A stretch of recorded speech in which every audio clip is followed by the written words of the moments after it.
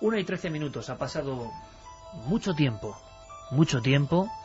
más de 30 años, y escuchar de nuevo en la radio estas horas esta escena, la escena en la que una niña de 13 años llamada Regan habla con el atormentado padre Carras, y habla en varios idiomas, sigue poniéndonos, por lo menos a mí, los pelos de punta. Por eso le he pedido a Jerry Martínez, en homenaje a los clásicos, que después de este fragmento de 1 minuto 50 segundos solo puede sonar en la noche, Tubular Bells, campanas tubulares, Mike Oldfield, la música para siempre encadenada a la historia de un super... Si recordáis, amigos, que seguro que la mayoría habéis visto la película de terror más famosa de todos los tiempos, hay una escena previa a esta en la que el supuesto demonio, el Pazuzu de los asirios, encarnado o escondido en el cuerpo de esa niña, habla en diferentes idiomas. La escena previa ocurre en un hospital. Esa niña, repito, de 13 años, asombra a los doctores. Tiene una serie de anomalías que no se explican, y de inmediato vemos esos escaneos de su cerebro. Los doctores, como es lógico, buscan dentro del cerebro. El cerebro que sigue siendo un misterio a día de hoy, un maravilloso misterio. Los doctores intentaban buscar, casi en lo físico, marcas que identificasen algún tipo de anomalía. Y es que os aseguro, amigos, que la introspección de este equipo esta semana en los misterios del cerebro nos ha llevado a cosas que superan cualquier ficción. Por cierto, ¿por qué comenzamos con un fragmento del Exorcista? Porque una niña de 13 años, pero en Croacia, ha sido protagonista de una historia casi tan insólita. Una niña todavía sin nombre, aunque existe. Una niña que después de, según algunos medios de comunicación internacionales, entrar en coma en el hospital hace exactamente 10 días, de repente empezó a hablar en un idioma que no era el suyo. Un idioma que había comenzado a aprender, pero en estado, vamos a decirlo así, primario. Un idioma complejo como el alemán. Y de pronto hablaba fluido, perfecto, como un nativo el alemán, y había olvidado su propio idioma. A día de hoy, a estas horas, esa muchacha de 13 años, rodeada de doctores, tiene que hablar con sus padres con un intérprete. Ha olvidado de repente su propia lengua. La palabra xenoglosia fue utilizada por vez primera por un científico, Charles Richet, interesado en los asuntos del espiritismo, evidentemente contaminado, contagiado por toda una tradición larguísima que viene desde la Biblia, del don de lenguas. Pero lo increíble, lo alucinante, amigos, es que esta semana la noticia ha dado la vuelta al mundo, y muchas publicaciones y muchos investigadores, sobre todo de Europa del Este, intentaban descifrar el misterio. Una niña. Datos concretos: fiebre altísima. Parece ser, por lo que hemos descubierto, podemos adelantaros, que no se ha llegado a un coma de 24 horas, como se ha publicado, pero tampoco podemos poner la mano en el fuego. Hemos hablado con algunas de las partes, no con todas. Al parecer, esta muchacha, justo antes de la Pascua, entra en un estado febril absoluto y tiene alucinaciones complejas. Alucinaciones complejas significa habitualmente auditivas y visuales. Ingresa en el hospital de Split. Hemos localizado el hospital y hemos comprobado que la niña está ahora mismo ingresada. Y digo esto porque cuando una noticia da la vuelta al mundo, uno ya tiene que andar con pies de plomo, porque puede resultar un bulo, uno de esos hoax de Internet. Hemos encontrado, gracias al trabajo de nuestro equipo, con Fermín Agustí y Carlos Largo a la cabeza, a Jurek Juric, uno de los pocos periodistas que ha hablado con los doctores, que ha sabido del expediente médico y que nos cuenta y nos dejaba perplejos la realidad de este caso. Este caso que, como en la película del Exorcista, aunque en un grado menor evidentemente, mantiene, y lo imaginamos, a un nutrido grupo de doctores alrededor de una habitación. Jarek Juric nos decía esto.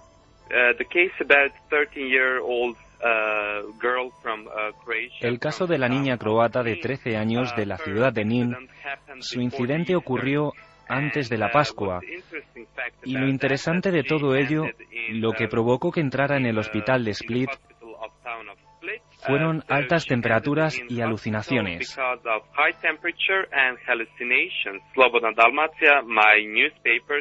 Slobodna Dalmacia, mi periódico, fue el primer diario croata que publicó la historia. Conocemos su nombre en particular y conocemos todo sobre sus doctores, porque nos dieron a conocer su caso. Pero queremos proteger su identidad, puesto que es menor de edad, por lo que no debemos decir su nombre en público, pero estamos en contacto directo con sus médicos. Pero hay más, lo que nos interesa. Esa niña había empezado a cursar estudios de alemán. No era su lengua natal. Y de pronto olvida por completo, en un abrir y cerrar de ojos, todo lo que sabía del croata, su lengua natural, su lengua nativa, y se despierta de ese sueño febril, delirante, hablando en alemán perfecto. Este periodista, Jarek Jurek, ha llegado a hablar con el maestro de esta niña de 13 años, que hoy sigue ingresada a estas mismas horas, y no salían de su asombro. Ahora lo habla de manera fluida, como si hubiera sido una perfecta estudiante alemana. Y su profesor ha comentado que no es posible que haya aprendido tantos verbos y tanto vocabulario en el periodo de tiempo que estuvo aprendiendo en el colegio. Todavía habla alemán, pero lo interesante es que puede entender a sus padres hablando croata, pero únicamente contesta en alemán.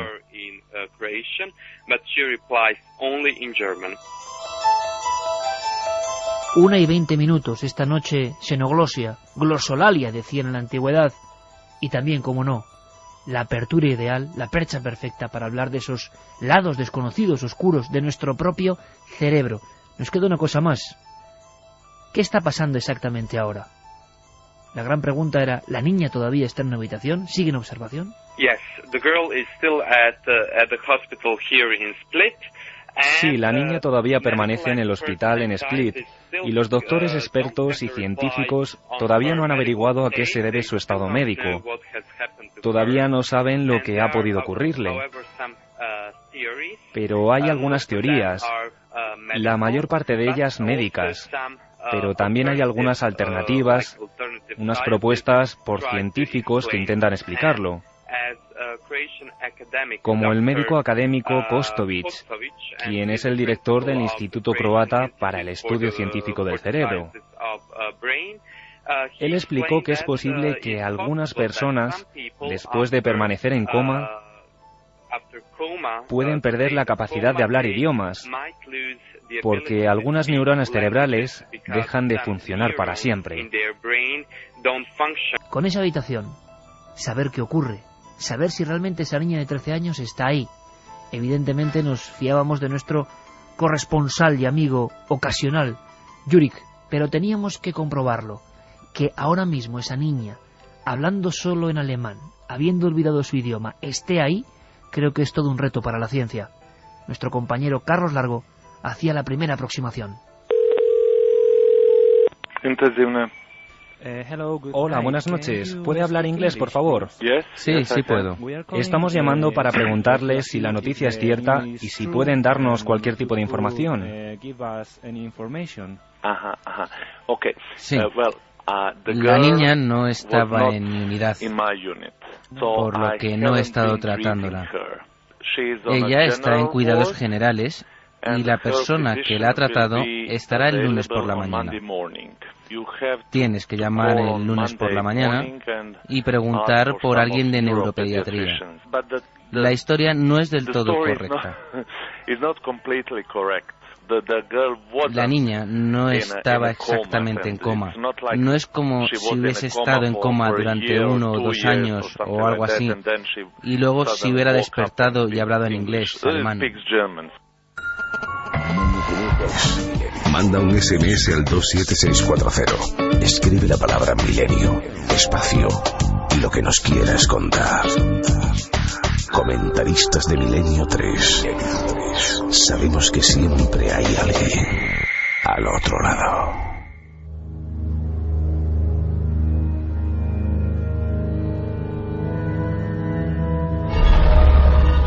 Una investigación en vivo. Ahí está. Y ahora hay que hacerse preguntas. Carmen, buenas noches. Buenas madrugadas, Iker. La primera pregunta la que lanzamos al público, porque además tenemos un invitado, es un amigo, pero es un invitado de excepción, para hablar del cerebro.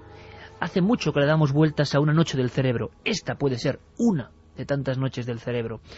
Lanzamos la pregunta, yo estoy impresionado con lo que hemos escuchado, ¿eh? Lanzamos la pregunta, ¿qué es cuál? Carmen? Ya tenemos en ikerjimenez.com el debate de la semana, esa encuesta, cuya pregunta hoy es, ¿crees que es posible la xenoglosia? ¿Qué es este fenómeno? que es posible hablar en lenguas que ni hemos estudiado ni hemos aprendido. Por el momento ya ha votado gente, Iker, y el sí dice un 70,6%, mucho, y no un 29,4%. Pero bueno, iremos dando los datos a lo largo de la noche. Como siempre, hay varias vías de contacto. 27640, palabra clave Milenio, espacio vuestros mensajes, milenio3 con número, @cadenaser.com o www.cadenaser.com si queréis emitir vuestros mensajes en directo. Además tenemos unos regalos, Iker, que nos han mandado de una película espectacular, la que se ha hecho en 3D sobre los océanos. Sí. La distribuidora Vértice 360 nos ha enviado pues varios regalitos, tazas e incluso relojes de esa película de Océanos, una de las películas más caras de la historia, que además ha costado 8 años realizarla. Y bueno, vamos a sortearlos entre todos los que nos escriban o nos hagan sus preguntas. Pues inmersión en el cerebro e inmersión en los océanos. Me mira Geray extraño, a veces parece que hay un sonido aquí extraño en mi voz. No creo que tenga nada que ver con la sinoglosia, ¿no? Sería una gran sorpresa. Tenemos a un gran amigo que hizo uno de los libros claves, que además ha servido de tantos y tantos estudios, por lo menos para quien esto habla, La mente del Homo sapiens. Él es profesor de psicobiología, responsable, ahí es nada, del Departamento de Neurociencia Cognitiva de la Universidad Complutense de Madrid. Manuel Martín Loeches, buenas noches, amigo. Hola, buenas noches, Iker, ¿qué tal? Bueno, primero, no sé qué se puede opinar, todavía imagino que es muy pronto, pero tener un caso así con estos datos y que sea real, que la niña exista por lo menos y que esté en observación en un hospital, yo creo que pone los pelos de punta, ¿no? Sí, en una primera aproximación sí, pero luego lo bueno que tiene es eso, que sea un caso actual, que esté en un hospital, que se pueda controlar y se pueda llegar hasta el fondo en este caso, ¿no? Y está bien, porque realmente la noticia sí que es asombrosa y por eso ha saltado a los medios de comunicación mundiales, porque sí que es verdad que se puede perder el propio habla, pero lo que no se puede es hablar en un idioma que no se conoce, o que se conoce muy poco. Es decir, porque por lo que he estado viendo y leyendo, la niña habla con fluidez el alemán. Había empezado a estudiarlo, pero claro, sí, había empezado o lo había escuchado. Y encima el alemán, o sea, que no es que sea un idioma... No, no es fácil. Entonces, eso es lo que le hace curioso al caso. Es decir, ocurren situaciones parecidas a las de la niña en personas que son bilingües. Es decir, que ya conocen 2 idiomas. Que a lo mejor pierden uno de los 2 idiomas. Y además, en el caso de esta niña, yo tengo una ligera idea de dónde puede estar la lesión, que es más o menos el área de Broca, en la parte anterior, porque la niña entiende el croata, pero no puede hablarlo. Y eso es típico de una afasia anterior o afasia de Broca, que se conoce como ¿Qué tal. es eso, Manuel? Primero, la zona de... Podríamos hacer, sí que es difícil, pero una rapidísima diapositiva de qué partes así globales tiene nuestro cerebro. Con respecto al lenguaje, por ejemplo, para centrarnos, mira, es muy fácil. Lo más importante para el lenguaje en el cerebro se circunscribe al lado izquierdo, lo que es todo el hemisferio cerebral izquierdo. Y entonces, si tomamos como referencia nuestra cabeza desde el lado exterior, lo que está al lado de la sien, lo que estaría justo debajo de la sien, es el área de Broca. Y detrás de la oreja, en este hueso grueso que tenemos aquí, que es el mastoides, ahí está el área de Wernicke. El área de Broca es el área encargada, dicho muy sencillamente, pues para hablar, para articular, para producir nuestro propio idioma. Y además se encarga también de la sintaxis, de las reglas de combinación de los elementos y tal. Mientras que Wernicke, la que está atrás, es la que se encarga de comprender el idioma, entender las palabras que nos están diciendo y demás. Entonces el caso de esta niña es un caso, si fuera una bilingüe, sería un caso típico de una afasia. Una afasia es una pérdida del lenguaje. Afasia de Broca, que quiere decir que no puede articular su lenguaje, pero sí puede entenderlo, porque por lo que he leído, sí entiende a sus padres cuando le hablan en croata, pero cuando habla en alemán. Incluso hasta el límite de que tiene que haber ahora mismo un intérprete para poder hacerse entender con su propia familia, que es algo increíble. Claro, pero es que eso es lo misterioso, o lo increíble de este caso, que por eso ha saltado tanto a la prensa, ¿no? ¿Cómo es posible que hable fluidamente un idioma que realmente no conoce? Ya digo, no sería ningún misterio si fuera una persona bilingüe. Ha hablado alemán y croata toda su vida, o lo ha aprendido padre el alemán, madre croata, por ejemplo, ¿no? Que no es el caso. O se puede ser bilingüe tardío, es decir, que puede haber aprendido el alemán, yo qué sé, tiene 13 años, pues imagínate, a los 7, 8... los hablaba más o menos bien los 2 idiomas. Vale, pierde uno. Las pérdidas de lenguajes en bilingües son muy curiosas. Se pueden perder los 2 idiomas a la vez, o recuperar uno, hablar en un idioma y entender otro. o ir recuperando uno y a la vez ir perdiendo el otro y luego se dan la vuelta. En los bilingües realmente pasa eso.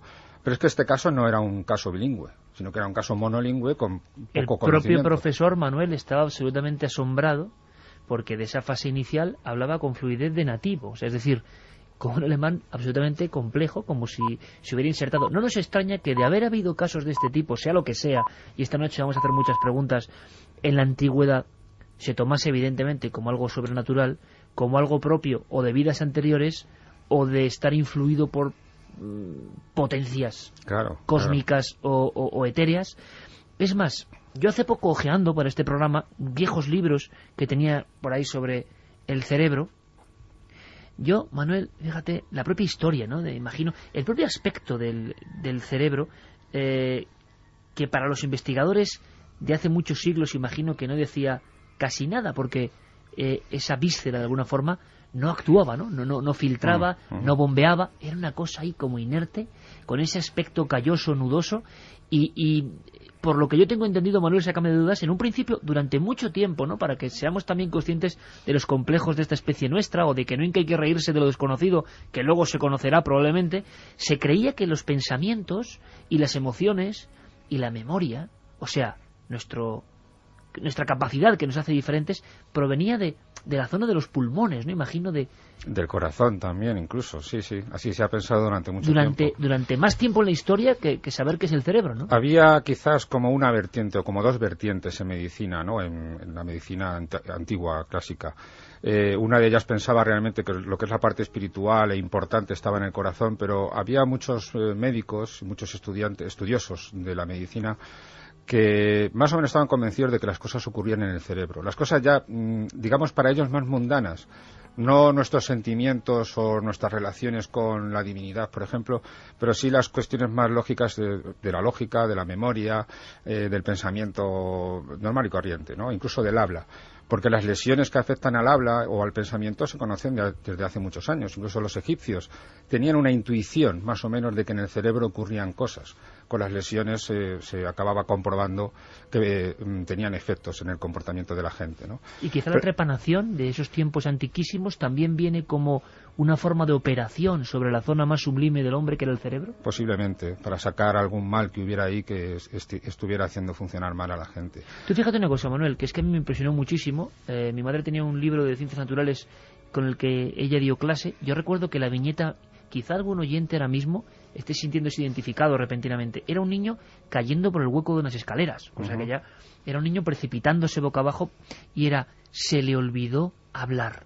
Me acuerdo como si fuera hoy, creo que tengo el libro, y contaban la historia, era un libro de los años, final de los años 50, el golpe le provocó una amnesia total, pérdida absoluta, tenía que volver a aprender a hablar. ¿Esto ocurre cuando uno se golpea en las zonas que tú has dicho? Sí, exactamente.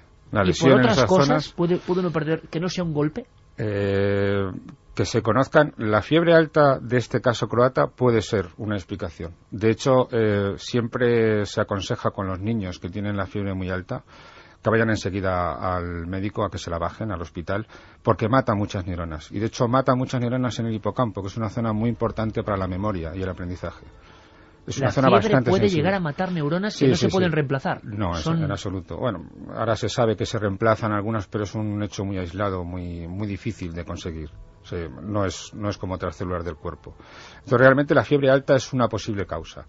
Desde luego golpes, como hemos dicho, pero también, pero ya en personas más mayores, pues lo que son pequeños infartos o pequeñas faltas de riego sanguíneo pueden provocar que se muera el tejido de esa zona. Lo bueno que tiene el cerebro es que se recupera bastante bien si la lesión no es muy grande. Es decir, ese mal, esa pérdida del habla puede durar pues unas semanas, meses, y con el tiempo se acaba recuperando, con buena rehabilitación. Y cuanto más pequeño sea el individuo, mejor, cuanto más joven. Pues hoy podemos aprender cosas sobre los lados oscuros y maravillosos y asombrosos y misteriosos. No hay mayor misterio que lo que tenemos aquí dentro, yo creo, que es el cerebro. 27640, palabra clave milenio. En la web de la cadena SER ya podéis dejar vuestras preguntas, no solo sobre el caso tan increíble que acabamos de contar y que nos recuerda a antiguas películas de terror, sino también sobre qué nos pasa, cosas, dudas del cerebro. Santiago Camacho, buenas noches. Buenas noches, Iker. Yo sé que tú has estado indagando por algunas yo no sé cómo llamarlo, si son anomalías de comportamiento, anomalías cerebrales, pero hay algunos casos, que luego hablaremos con Manuel, que simplemente se está experimentando. ¿Hasta qué punto? Yo siempre me he preguntado por las alucinaciones, ¿no? Es decir, que algunas son muy complejas, complejísimas, y que dan mucho miedo, y que para quien está viviéndolas es algo absolutamente real, es real, lo está creando su propio cerebro. Pero hay síndromes, vamos a llamarlo así, Santi, que yo me he quedado absolutamente asombrado, y que pasan, que ocurren. Sí, hay síndromes tanto psicológicos como neurológicos que realmente tienen efectos absolutamente insospechados, que nos hablan de la tremenda complejidad tanto de nuestro cerebro como herramienta física, como de nuestra mente como sistema complejo, ¿no? Y es que, por ejemplo, imaginemos que sería de una persona que no pudiera dormir porque en el momento de dormir se le olvida respirar, y caer en un sueño, aunque sea involuntario, breve de unos minutos, significa una muerte segura. Pero eso ocurre de verdad. Eso tiene un nombre, es la maldición de Ondina, y es un síndrome muy raro, tremendamente raro, pero para que te hagas una idea, los casos más graves tienen que dormir con respiración asistida y vivir toda su vida con el riesgo de que una cabezada involuntaria puede ser la última para siempre. Síndromes que nos parecen increíbles, que superan, yo digo, cualquier ficción, y que están ahí, están siendo estudiados. Cuando, Manuel, sabéis que tuvo que ser un salto infinito absolutamente comprender o escanear ese cerebro y daros cuenta en vuestros estudios, en la neurociencia, que se iluminaban, yo no sé si es correcto esto, se iluminaban o se activaban diferentes zonas de un paciente haciendo ciertas cosas.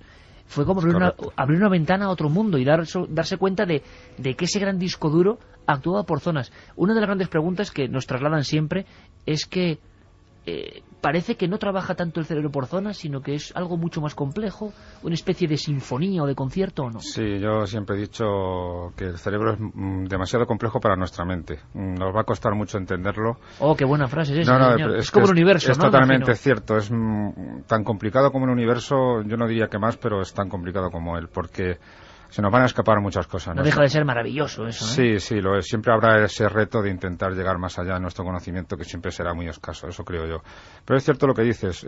Digamos, todas las funciones del cerebro no se distribuyen por zonas, es lo que se está viendo. Además, ahora hay, en esa técnica que dices tú de que se iluminan las zonas, que es correcto decirlo así, es más o menos lo que se ha estado utilizando hasta hace 3-4 años. Pero es que ahora esa misma técnica nos permite además ver las conexiones entre las distintas áreas que se iluminan, y ver en qué momento se utilizan esas conexiones y qué curso temporal llevan. Y entonces están descubriendo cosas muy interesantes, como por ejemplo que algunas áreas funcionan para varios aspectos cognitivos diferentes.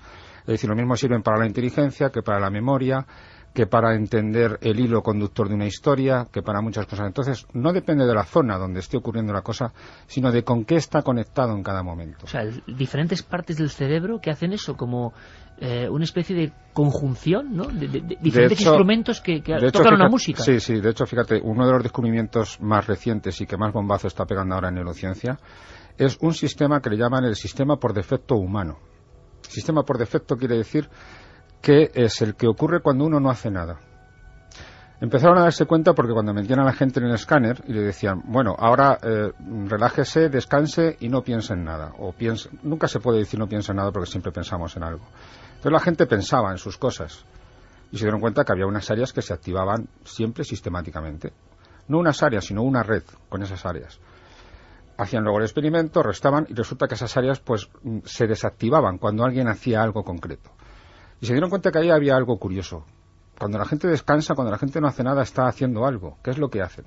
Entonces han descubierto este sistema por defecto, que quiere decir que siempre que estamos pensando, recreando, imaginando, anticipando, pensando, creando, etcétera, etcétera, es este sistema por defecto que abarca por lo menos 3 zonas de nuestro cerebro, que están en conjunto trabajando continuamente, mientras no hagamos nada concreto. Es decir, si yo ahora me pongo a escribir, se me desactiva ese sistema porque estoy concentrado en eso. Pero en cuanto que desconecto y me evado, estoy con ese sistema activo. Como una especie de piloto automático que está ahí. Exactamente, y que es el que entiende la realidad. Es como nuestra conciencia viajando en el espacio, en el pasado, en el presente. Manuel, cuando dormimos, no se ha estudiado todavía, pero es posible que sea ese sistema uno de los más activos, exactamente. creo que estamos tocando con los dedos, ¿verdad?, una de las historias más asombrosas que podemos imaginar. ¿Qué frase? Yo creo que de cabecera te la voy a tomar prestada, pero de inmediato, Manuel, o sea, te la regalo, pero esto va a ser un abordaje, porque no podemos casi entender, ¿no?, la complejidad de nuestro propio cerebro. Es demasiado, es como aquella gente que en su día enloqueció intentando preguntarse qué era el infinito del universo. Hablando de esa conexión con no sé qué, no deja de ser curioso que desde lo más profundo de la historia haya documentos, Carmen, donde se habla de este don de lenguas, o de, siempre es muy curioso, estados alterados de la conciencia. O sea, alguien entra en no sé qué área que es distinta de lo normal y empiezan a ocurrir cosas. Algunas cosas son espectaculares.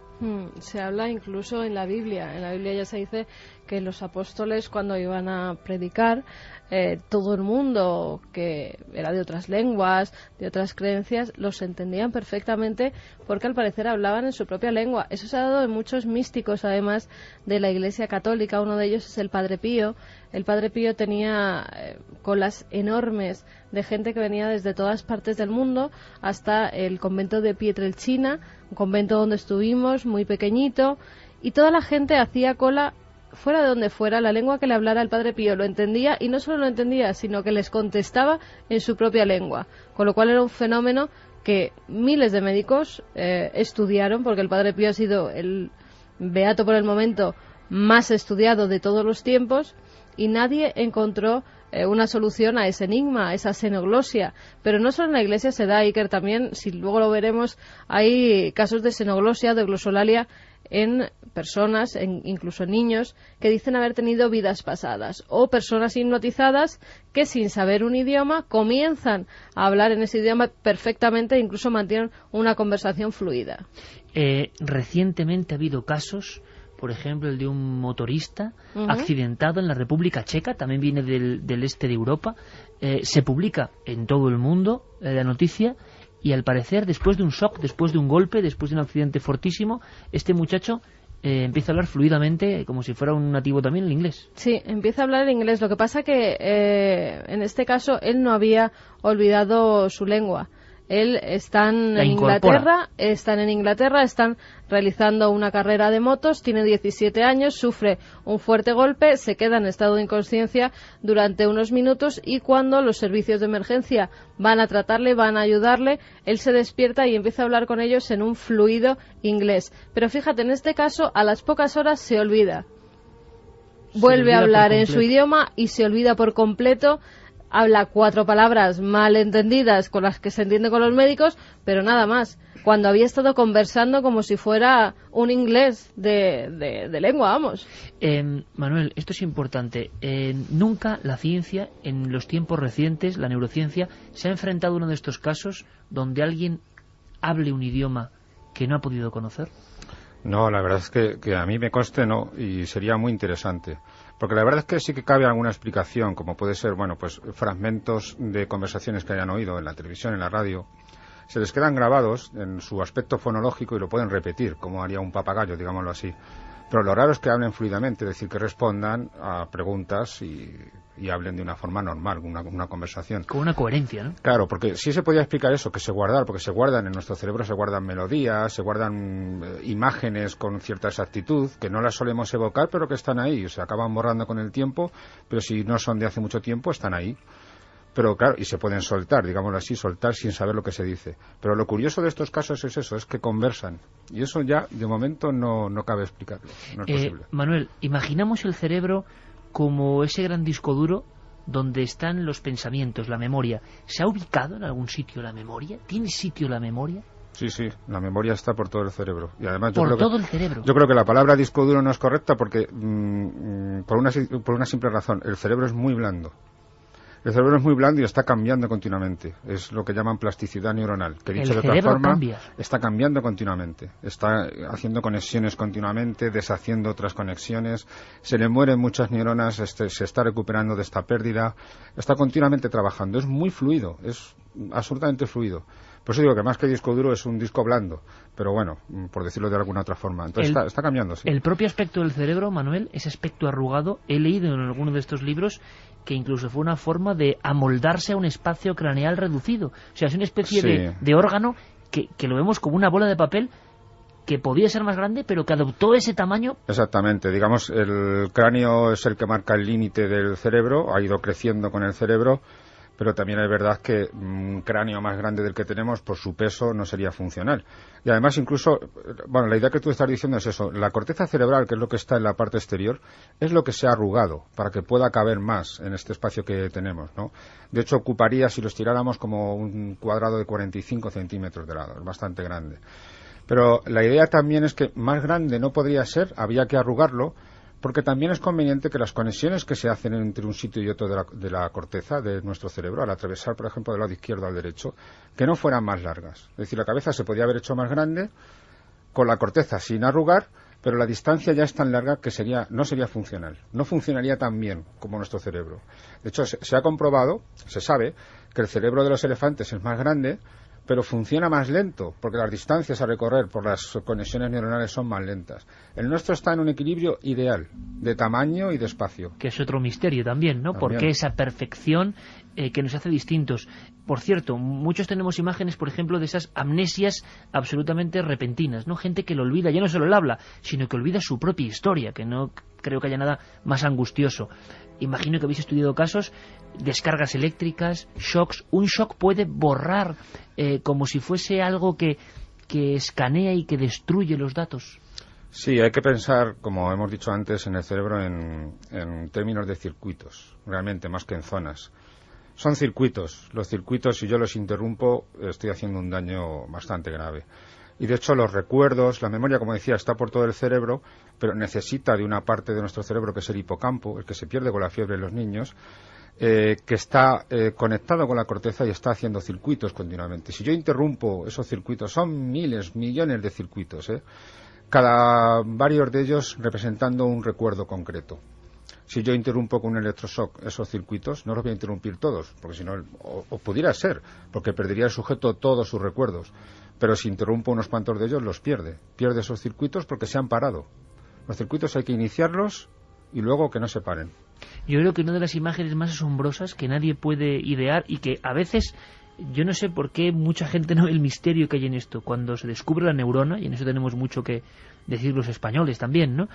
Se ve esa especie como de araña, ¿no? Que recubre todo nuestro pensamiento, nuestro cerebro, y que tiene esa especie, no sé si es el axón, Manuel, y va conectando como con una especie de filamento a otras neuronas, y estas a su vez a otras, y se produce algo eléctrico, según parece, o no sé qué, que llaman sinapsis, ¿no? Y que produce ahí una reacción que me parece algo absolutamente mágico. Quiero decir con esto, si uno se esfuerza y esto creo que es importante, en el aprendizaje, o tiene una vida repleta de emociones, vamos a decirlo, satisfactorias, creativas, buenas para él, quizá en contacto con la naturaleza. Es decir, el cerebro se moldea casi hasta físicamente según sea nuestra experiencia. Alguien al mismo tiempo que está sumido en la angustia, sumido en problemas que él mismo hace cada vez más grandes, o alejado por completo de la sensibilidad, de la creación, su cerebro será físicamente hasta casi distinto. Está muy comprobado, además. Pero eso es increíble. Es que es así. O sea, nuestro cerebro, lo que has dicho... El hombre hace su cerebro. El hombre hace su cerebro, el hombre y quien rodea al hombre. El cerebro, como tú bien has dicho, las neuronas tienen un axón y tienen unas dendritas. Digamos, las neuronas reciben información por las dendritas y la envían a otras neuronas por el axón. Que serían como las patas de la araña de la parte superior de la neurona y luego el filamento grande, ¿no? Eso es, pero además este filamento se bifurca al final y forma otras ramas, otro árbol. Es una autopista inmensa, ¿no? Exacto. De miles y miles de millones de conexiones. De neuronas conectan con una neurona y esta a su vez con otras miles. Así es todo nuestro cerebro. Entonces, la experiencia se acumula en esas ramas. La experiencia son esas ramas. ¿Los recuerdos entonces están ahí? Son esas ramas los recuerdos. Entonces, si no hay recuerdos, no hay ramas. Si hay pocas ramas, hay pocos recuerdos. Si tú tienes muchas experiencias en tu vida, tendrás muchas ramas. Y de hecho, al final tu cerebro pesará más. Llegará a pesar más. Exacto. Por la experiencia acumulada. Pesa algo más porque las ramas pesan. No es que pese mucho, pero pesa algo más. Y se sabe que a las ramas les afecta mucho el estrés. El estrés, las preocupaciones, como dices tú, las personas con depresión, las personas que no viven de una forma sana, sus ramificaciones no son iguales. ¿Habéis comprobado estudiando que eso se va eliminando? Está comprobado al microscopio, está muy, muy claro. Yo no sé, Carmen, son cosas tan clave y que tan pocas veces se hablan a nivel divulgativo que creo que son importantes. Y yo no sé, haciendo un paneo inicial por preguntas de los oyentes, ¿qué les surge al oír este caso excepcional de lengua o del cerebro, de lo importante que es nuestro cerebro y lo que podemos condicionarlo, que es lo que también estamos aprendiendo? Pues mira, preguntan si es posible que nuestro cerebro conozca todos los idiomas y solo tengamos activadas las neuronas de aquel que usamos a diario. No, pero sí que ocurre una cosa muy curiosa. Cuando nacemos, somos capaces de entender la fonología, los sonidos de todos los idiomas. Vamos a ver, para un español está claro, sobre todo muchos que estamos o que intentamos aprender inglés, o que más o menos sabemos, nos hemos dado cuenta de que hay muchos sonidos del inglés que no entendemos, o que no nos salen igual. Ahí tienen varias vocales, en torno a 10, me parece, o una cosa así. Nosotros tenemos 5 sonidos y ya está. Pero no nos salen esos sonidos. Cuando somos bebés, cuando somos recién nacidos, los entendemos perfectamente, los discriminamos perfectamente. Porque el cerebro está preparado como una esponja para ver qué idioma se va a encontrar en el ambiente. Para impregnarse de ello. Exactamente. Y de hecho los chinos, no es ningún tópico, no distinguen la L de la R.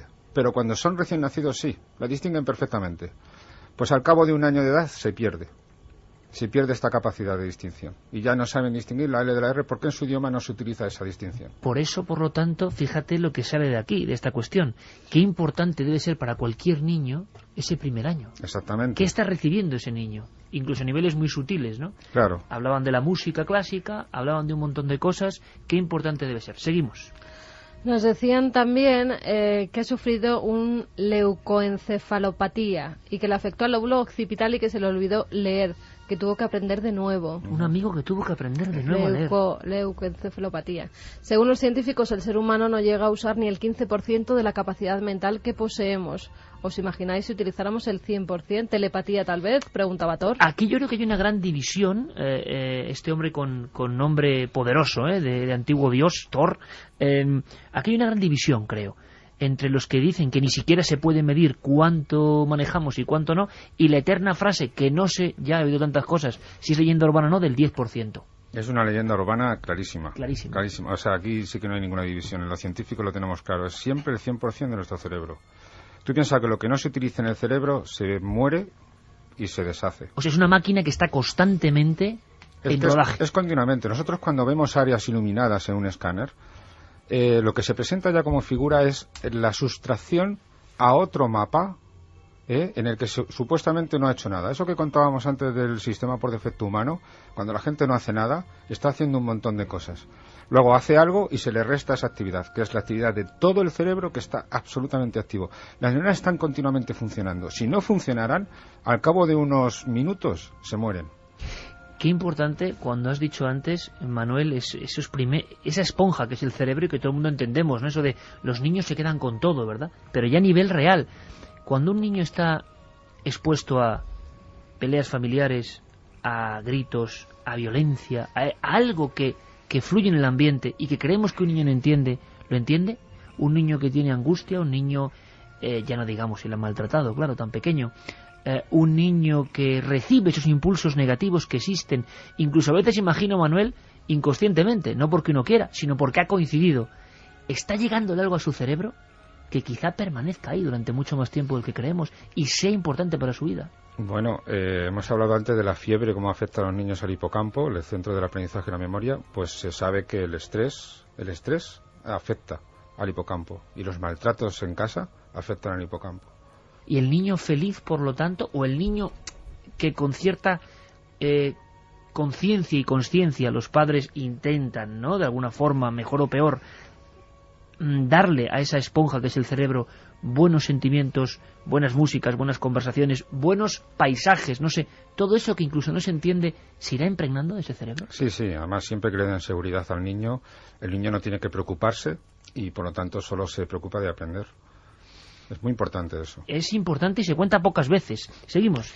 Xavi nos dice: hola, buenas noches. Yo tuve un golpe al caer de una bicicleta y demoré unas horas en que el médico me viera.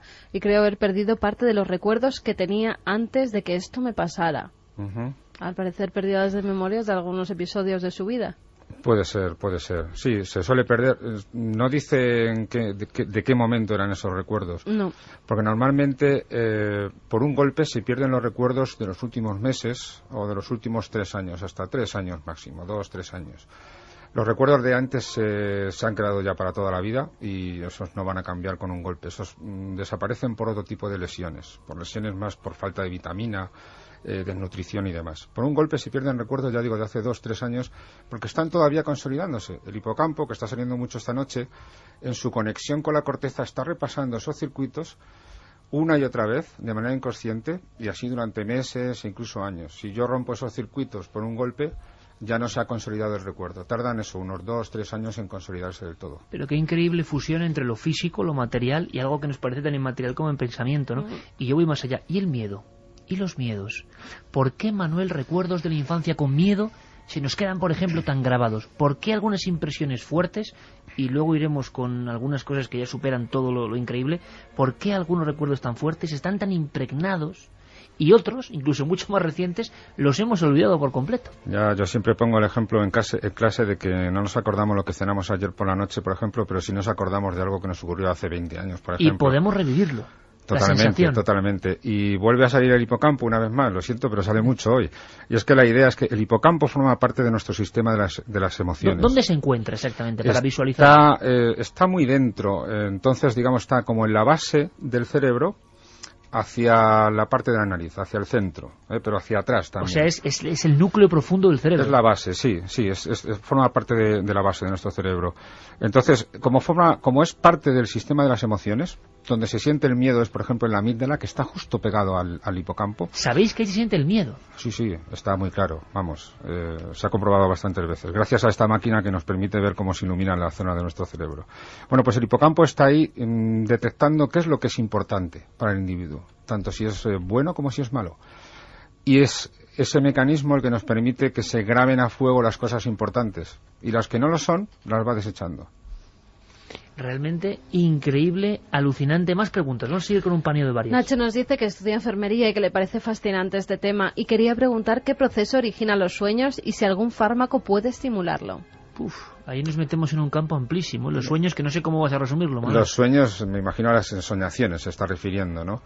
El proceso es muy curioso, no es que se sepa demasiado, no se sabe mucho, porque no se han hecho escáneres a personas durmiendo, no es técnicamente posible hoy por hoy. O sea, todavía el sueño sigue siendo otra frontera oscura, ¿no? Está claro. Exactamente. No es fácil de trabajar sobre ello. Se sabe ello. bastante gracias a una técnica que es la electroencefalografía, que se lleva muchos años trabajando con ella, y también se ha hecho cosas con animales, con gatos y demás, y se saben algunas cosillas, ¿no? Entonces, por lo que se sabe, los sueños tienen que ver, se llama además, esa fase del sueño se llama sueño paradójico, porque nuestro cuerpo se relaja hasta el punto de estar prácticamente muerto, totalmente flácido, los músculos totalmente flácidos. De hecho, hasta crecemos. Nuestro cuerpo crece unos 5 o 7 centímetros más de lo relajado que está cuando estamos tumbados. Y en ese momento es cuando el cerebro presenta una explosión de actividad, que se sabe que tiene que ver por mecanismos que están cercanos a los mismos que producen el sueño en el tronco del encéfalo. El tronco del encéfalo es como la raíz del cerebro, como si yo lo agarrara de un tallo. De hecho se llama así tallo cerebral, que luego se continúa con la médula espinal. Bueno, pues ahí en el tronco del encéfalo hay unos núcleos, unos que nos hacen dormir, que nos apagan la corteza, nos la van relajando cada vez más, y el cuerpo también, y de repente, en una etapa de la noche, se activa otro núcleo que está cerca y nos produce los sueños. La vividez de los sueños, la corteza está tan activa como si estuviéramos despiertos, pero el cuerpo está completamente muerto. Son tantas cosas, esos síndromes que nos promete Santiago Camacho y que luego perfilará nuestro amigo y maestro esta noche, evidentemente, con una clase de cientos de miles de escuchas entre nosotros, pues nosotros mismos que estamos aquí asombrados. Y Carmen nos recordará algunos casos, episodios que están ahí por resolver y que no nos extraña que se identificasen con lo místico, porque ¿qué podía provocar estas anomalías cerebrales en la antigüedad? La conexión con lo místico. Y lo místico está ahí, y los miedos están ahí, y las pesadillas se quedan ahí de alguna forma. Y por cierto, una pregunta que me adelanto, que está llegando a borbotones: eso de los dos cerebros, que tenemos como dos universos dentro de la cabeza y que nos guían más unos u otros, ¿esos son leyendas urbanas también, como lo del 10%, o no? El cerebro, un suceso, una investigación de este equipo en Croacia, esta muchacha de 13 años que olvida su idioma y habla solo en alemán repentinamente, nos obliga a hablar de esa caja mágica que tanto misterio guarda. Noche del Cerebro y de muchas más cosas en Milenio 3. Ahora las noticias y en apenas 5 minutos regresamos. Continuamos atravesando la Noche del Cerebro, la Noche de los Misterios aquí en Milenio 3.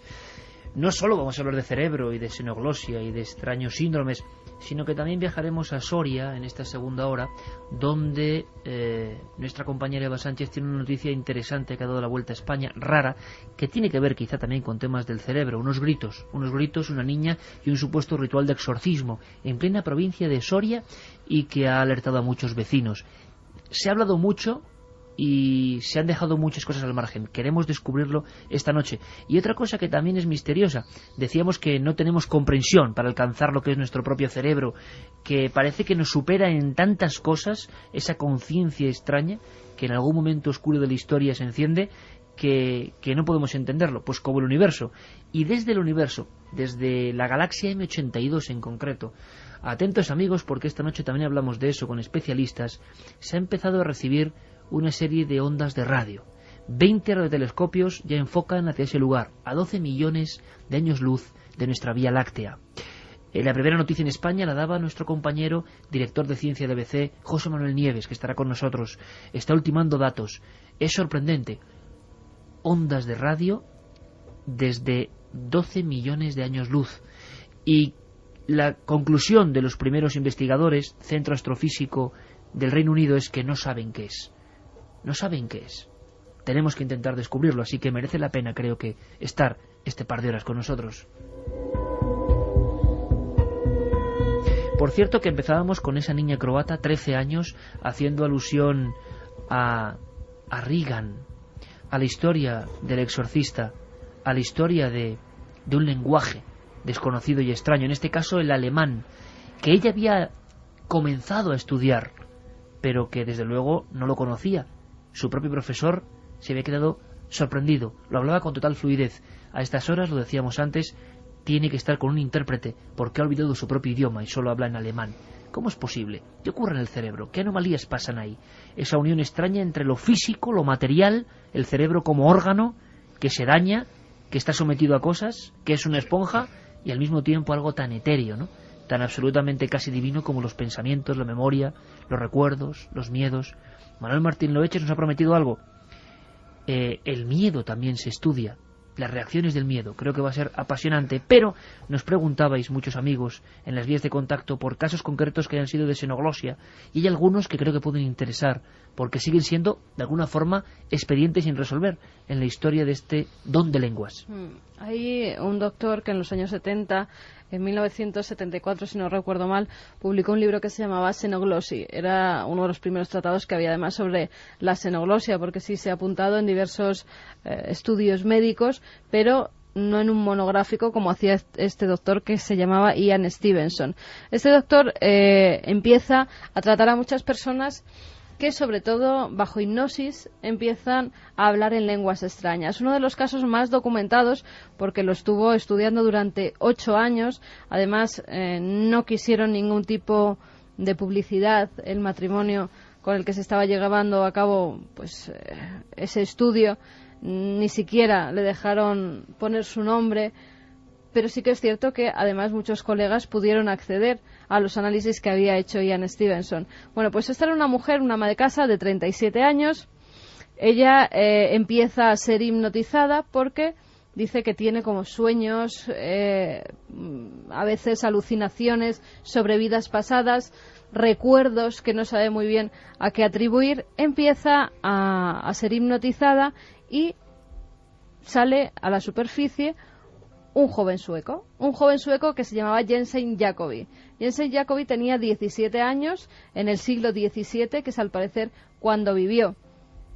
Esto podía quedar en una anécdota, a no ser que esta mujer comenzara a hablar en un perfecto sueco del siglo XVII, además comprobado por lingüistas de la época, lo cual se quedaron todos atónitos porque no sabían a qué era debido.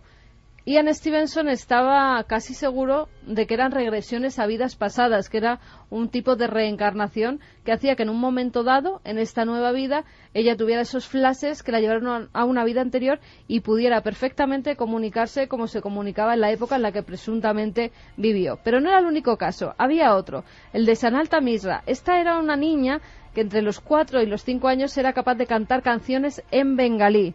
Ella era hindú, nació en 1948, cuando llega a Stevenson es en el año 1961, y además decía que en una vida anterior ella había sido una mujer bengalí, que había aprendido a danzar y que había aprendido a cantar precisamente esas canciones. No sabía mantener ningún tipo de conversación, pero sí que es cierto que buceando en antiguos documentos de la época se llegó a la conclusión de que esas canciones habían existido en los siglos a los que ella hacía referencia. Serían 2 de los casos de regresiones a vidas pasadas con xenoglosia más estudiados en la historia de la ciencia. Y no sabemos qué es. Las interpretaciones son libres y además incluso cada investigador tiene su propia teoría al respecto. Demostraciones difícil que haya, pero yo recuerdo perfectamente hace más de 10-12 años, en Albacete, una regresión hipnótica y una persona sin estudios de ningún tipo y con una cultura rala, por no decir otra cosa, que hablaba en una especie de inglés antiguo. Y yo no sé, uno ya piensa si pudo ser una especie de acto y que era un engaño, pero yo tampoco lo creo, parecía real. La pregunta, Manuel, porque hablamos con Manuel Martín Loeches, profesor de psicobiología, responsable del Departamento de Neurociencia Cognitiva de la Universidad Complutense de Madrid, todo un científico pero sin ningún temor al misterio, todo lo contrario, un científico auténtico que como es auténtico pues se pregunta por todo. Y yo te pregunto, Manuel, ¿qué pasa en el cerebro? Si se ha podido saber con esa especie de visión que tenemos ahora de esa maravilla, en el estado de hipnosis, que me sigue pareciendo a mí uno de los misterios que no acabo de comprender del todo. ¿Pasa algo físicamente en el cerebro? Sí, bueno, siempre que pasa algo en nuestra mente, pasa algo físicamente en nuestro cerebro, eso seguro. El tema de la hipnosis es algo que se está trabajando desde hace, con las técnicas modernas, 5 o 6 años, y se saben bastantes cosas. Lo que pasa es que no se sabe qué es lo que inicia el estado de hipnosis. Lo que sí se sabe es que cuando uno está en hipnosis, lo que demuestra el escáner es que uno aumenta su atención, pero la focaliza. Es decir, en lugar de estar en un estado en el que todo lo que hay en el ambiente es atendible, uno está atendiendo la situación actual, está uno muy focalizado en una sola cosa, pero muy intensamente focalizado. Es decir, se demuestran activaciones muy fuertes, más fuertes de lo normal, pero en aquellos lugares donde el sujeto se le esté induciendo o diciendo que atienda, o la situación que tal. Pero no se sabe mucho más. Es decir, cómo se llega a ese estado es hoy por hoy un misterio. Y la evidencia, Manuel, creo que indiscutible de que debe pasar algo en la hipnosis, que funciona. Pero incluso hay médicos que la emplean ya. Médicos, psicólogos, sí, muchísima gente.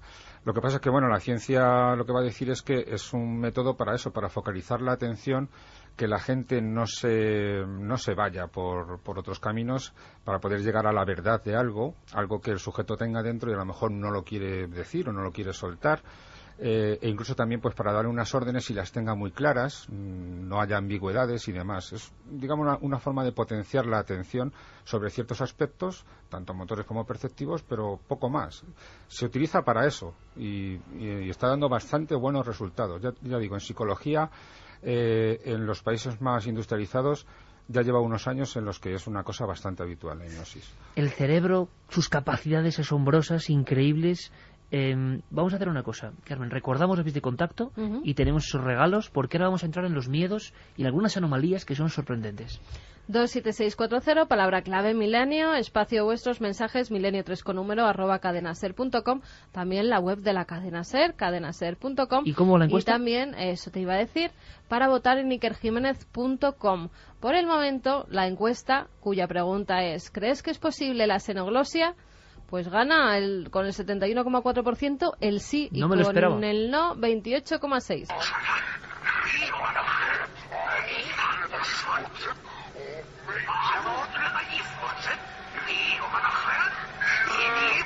¿Quién eres?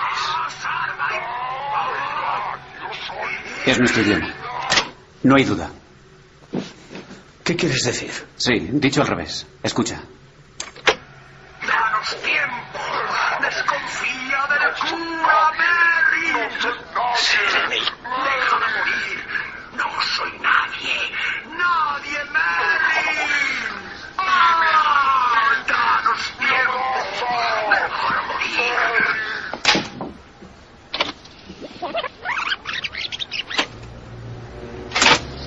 Seré. No soy nadie.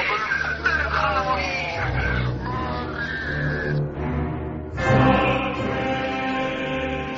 2:17. Evidentemente el miedo, como una de las situaciones más primarias, más fundamentales del alma humana, están ahí como recurso constante. Queremos saber del miedo, nos atrae el miedo y nos repele al mismo tiempo. Yo lo confieso, esta misma escena que hemos visto del exorcista seguramente habrá influido cómo la vi por vez primera, cómo me impregnó, troqueló mi cerebro las escenas que vi. No es lo mismo ver una película con 37 años que con 12, y parece que el cerebro acude a las sensaciones primitivas de aquel momento, que tiene una especial imantación con elementos que serán importantes en la vida de una persona. Yo, por ejemplo, estoy seguro, el que hace estos programas y el que lleva toda su vida haciéndose preguntas, que no me quedo solo a ver El Exorcista en mi casa, te lo aseguro, porque me vuelve a traer una serie de sensaciones. Eso era una película, pero seguramente mi cerebro lo ha codificado como con una especie de temor. Todos tenemos temores ocultos, estoy segurísimo que están ahí, que no son científicos. De novela lo que contaba Manuel Martín Loeches, con esa visión del cerebro que ahora se tiene, con ese gran salto increíble, ¿no? Se puede experimentar sobre el miedo. En la amígdala, ¿qué pasa cuando hay miedo? Cuéntanos. La amígdala es el centro, de hecho se llama amígdala porque es como una almendra pequeña. Hay dos amígdalas, una en cada lado de nuestro cerebro, justo delante del hipocampo, y lo que ocurre ahí es que se le da calor a la vida, digámoslo así. A todo lo que se percibe se le da calor, tanto frío como caliente, o sea, se le da una emoción a todo lo que percibimos ahí en la amígdala. Pero sobre todo, cuando nos estamos relacionando con algo que nos da miedo o que hay agresividad, es el centro de la agresión por excelencia. Esa sensación que tenemos del miedo que no sabemos medir y que seguramente por eso los antiguos se miraban al pecho, porque parece que te coge el pecho, ¿no? El miedo quizá proviene de algún impulso o de algo que tiene que ver con la amígdala cerebral. Seguramente, sí. De hecho, se ha comprobado, cuando yo veo una cara de miedo, se me genera una reacción. Si yo soy consciente de ella, se me genera una reacción y soy consciente de que algo me está dando miedo. De hecho, se utiliza mucho en las películas que los protagonistas tengan esas caras de miedo. Es muy importante que realmente se provoque el miedo con las caras de los demás. ¿Por qué?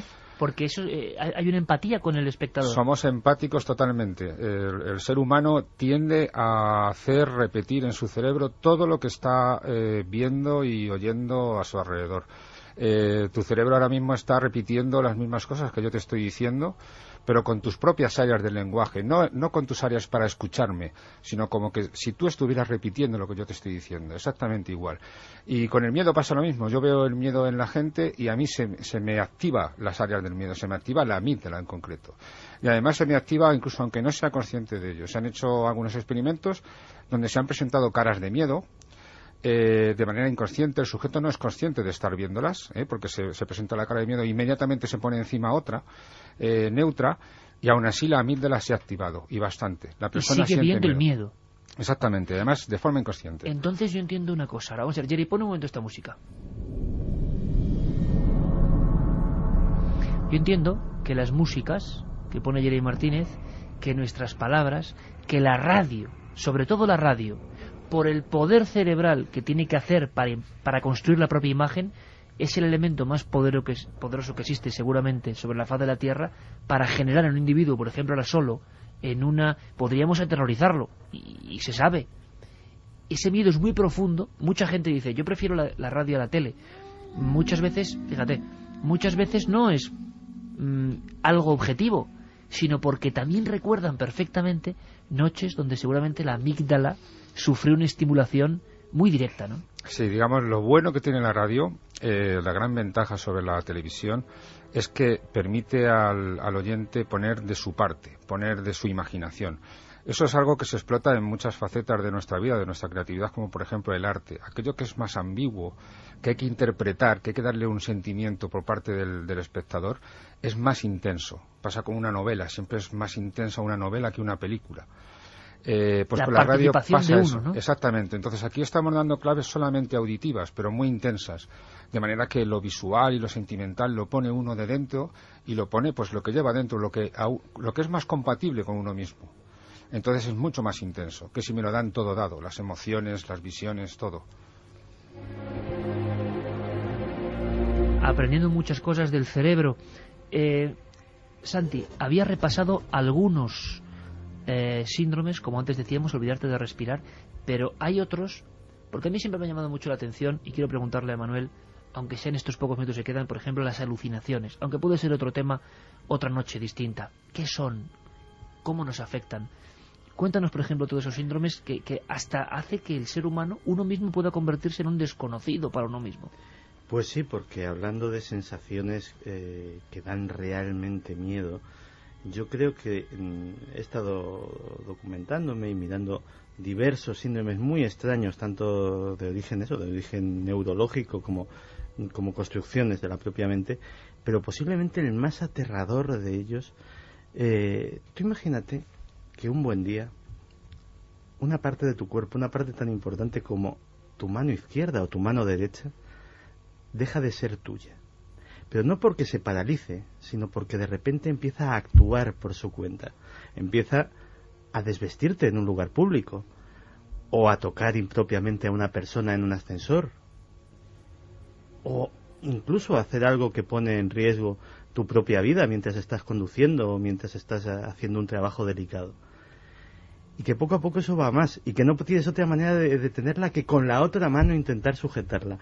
Pues eso, que parece el argumento de una novela de terror o de un pequeño relato de terror, eso existe y se llama el síndrome de la mano extraña o de la mano extranjera. Para una referencia cinematográfica, pues todos los que hayan visto la película esta de Teléfono Rojo, Volamos hacia Moscú, que había un antiguo científico nazi que no podía evitar levantar en alto la mano con el saludo nazi, pues estas cosas suceden, y la verdad es que personalmente de todos los que he visto es el que me parece más terrorífico. Pero por ejemplo, mucho más suave y en relación a lo que estamos hablando hoy, pues hay uno que parece muy cómico, pero causa gran angustia a los que lo padecen, que es el síndrome del acento extranjero. Porque imaginemos que nos levantamos también de buenas a primeras una mañana y hablamos como un chino, como un ruso, como un francés de película, de comedieta. Con ese acento, exagerando el acento. Efectivamente, con ese acento falso que todo el mundo la primera vez que te ve dice, bueno, pues oye, qué gracioso, pero déjalo ya. No puedo dejarlo. Pues ese es otro de los síndromes. Espera un momento, Santi, porque este síndrome ha sido noticia. Ha sido noticia y creo que es algo que se conoce. Don Carlos Largo, buenas noches. Buenas noches, Iker. Carlos, autor de esa investigación como un taladro hacia el hospital, y veremos dónde acaba esto. Yo creo que es un tema interesantísimo. Carlos, pero es que encima estos días ha habido otros casos de anomalías cerebrales y una de ellas de acento extranjero, que ha dado mucho que hablar, nunca mejor dicho. Sí, además este síndrome que ya comentaba Santi es muy extraño. Hay tan solo una veintena de personas que lo padecen en el mundo. Y, por ejemplo, pues hace tan solo unos días en Gran Bretaña, una mujer de 35 años, su nombre es Sarah Colwill, es residente en Plymouth, en Inglaterra, y bueno, pues desde prácticamente toda su vida lleva padeciendo extrañas migrañas, dolores de cabeza, pero que hasta este momento podía convivir perfectamente con ellas, no tenía ningún problema. El último ataque que le dio de migraña, bueno, pues le ha dejado una secuela, que ha sido este síndrome del acento extranjero. Chino en concreto. Y es que, curiosamente, como tú dices, se le ha quedado un inglés con acento chino. Los médicos que la han tratado pues han confirmado efectivamente que es uno de los pocos pacientes que sufre este síndrome. Y bueno, pues si te parece, vamos a escucharla porque es muy curioso este acento que ha cogido. Escuchamos. No sé si algún día recuperaré mi voz normal, si es que algún día lo consigo. Algunas personas lo tienen durante algunos años, otros para siempre. Nadie lo sabe. El día en el que mi voz cambió, encontraba dificultades para hablar. Y cuando hablaba, sonaba como con acento chino. Eso duró como una semana. Y cuando me desperté al día siguiente, sonaba más como acento de Europa del Este. La gente de mi alrededor, mi familia y amigos, no reaccionaron de manera diferente. Encontraron algunas dificultades para entenderme en algunas ocasiones. Las personas extrañas piensan que soy extranjera y otros me hablan como si fuera un poco estúpida, tonta. Pero es algo a lo que me tengo que ir acostumbrando.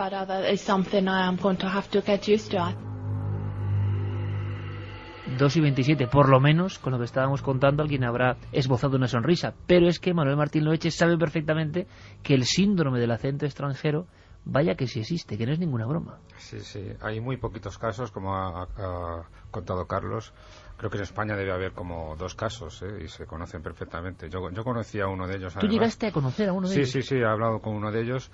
Y realmente, hasta que no me dijo que tenía el síndrome del acento extranjero, no fui consciente de que no era una persona extranjera. Le costó convencerme. ¿Qué pasa en el cerebro? Se sabe que es una lesión en el mismo área de Broca que hemos mencionado antes, que te hace perder el habla de tu propio idioma, no puedes expresarte en tu propio idioma. Cuando la lesión no es muy grande, tienes el síndrome del acento extranjero. Cuando la lesión es muy pequeñita y afecta solo una pequeña porción del área de Broca, entonces tienes el síndrome del acento extranjero. Normalmente las lesiones son más grandes.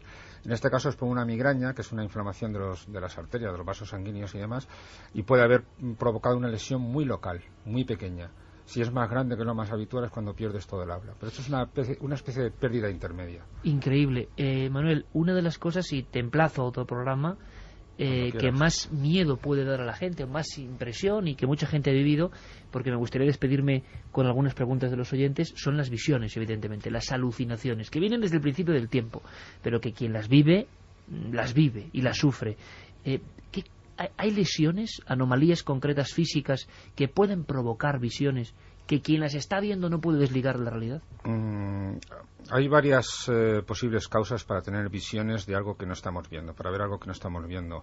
Pero en general, más que una lesión, se puede hablar de una alteración química, neuroquímica, es decir, en las conexiones, que ya hemos dicho que es un aspecto muy importante de nuestro cerebro.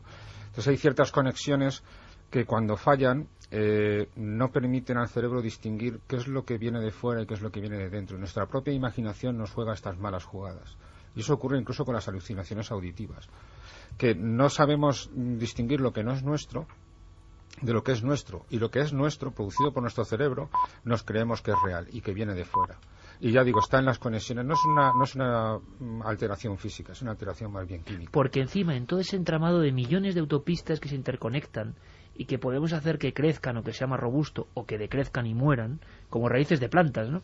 Resulta que encima ahí dentro, Manuel, están activándose un sinfín de reacciones químicas que van a convertirse en pensamientos, en alucinaciones, cosas agradables o desagradables. Es que todo en nuestro cerebro son las conexiones. Las neuronas, de hecho, son idénticas, o prácticamente idénticas, hay varios tipos, pero son iguales las que están en una parte del cerebro que las que están en otras. Son iguales. Es un cuerpo celular y un axón y unas dendritas. Lo que importa es con qué están conectados. La conexión es lo que da el juego.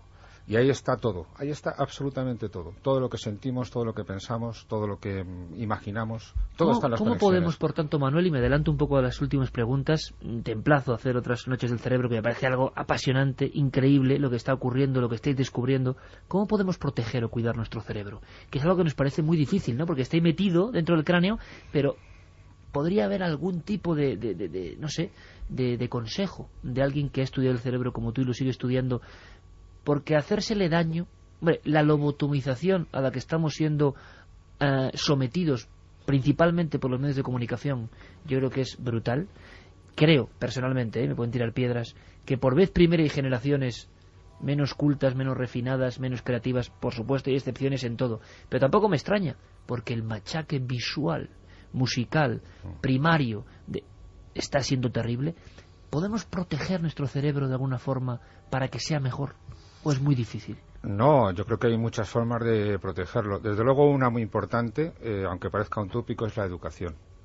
Las personas con cultura, con conocimiento, que puedan llegar más allá de los meros hechos, de lo que le digan a uno. Como hemos dicho antes, somos muy simpáticos, es decir, en el sentido de que nos dejamos influenciar por una cara de miedo, pero también por lo que nos dicen. Y si nos lo repiten una y mil veces, nos convencemos de que es verdad.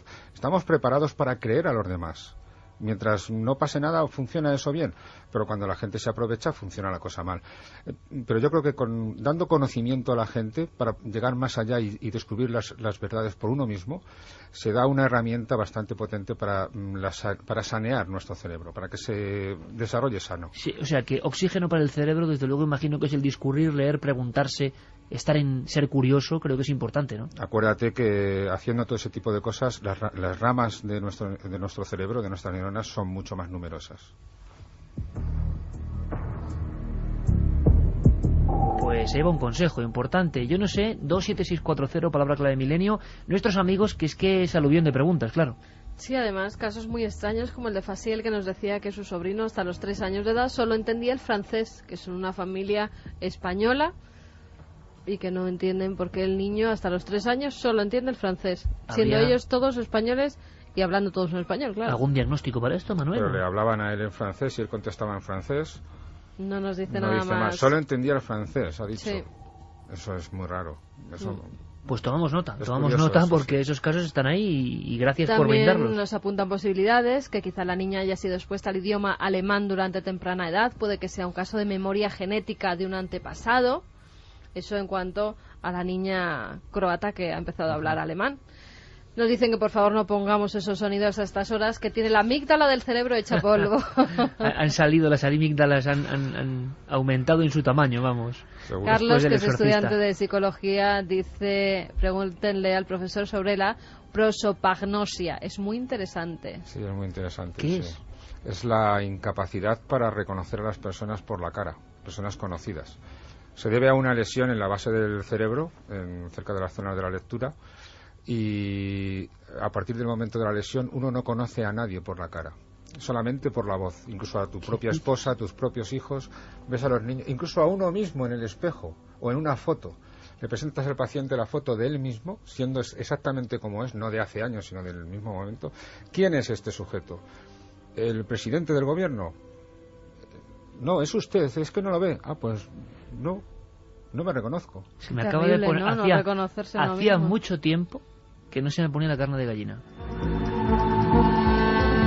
O sea, y eso está, Manuel, dentro del mundo de la ciencia, es decir, sí, una síndrome que hace que no reconozcas la cara. La prosopagnosia es un síndrome es bastante común. Hay miedo. Otros menos comunes, como por ejemplo la agnosia para el movimiento, que la gente ve la realidad como una fotografía, pasa unos segundos, otra fotografía, y así es todo. Imagínate para llenar una taza de café, por ejemplo, tienen que poner el dedo dentro de la taza para saber cuándo se llena, no lo saben.